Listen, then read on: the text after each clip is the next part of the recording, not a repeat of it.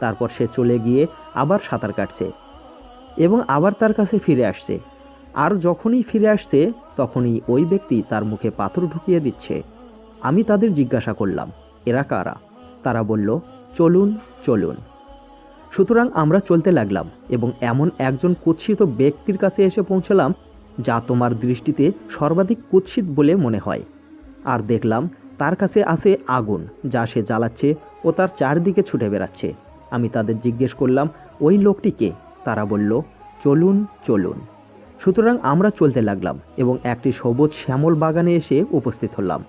সেখানে বসন্তের সব রকমের ফুল আছে, আর বাগানের মধ্যে এত বেশি দীর্ঘকায় একজন পুরুষ আছে, আকাশে যেন তার মাথা আমি দেখতেই পাচ্ছিলাম না। আবার দেখলাম তার চারিদিকে এত বেশি পরিমাণ বালক বালিকা আছে, যত বেশি পরিমাণ আর কোথাও কখনো আমি দেখিনি। আমি তাদের বললাম,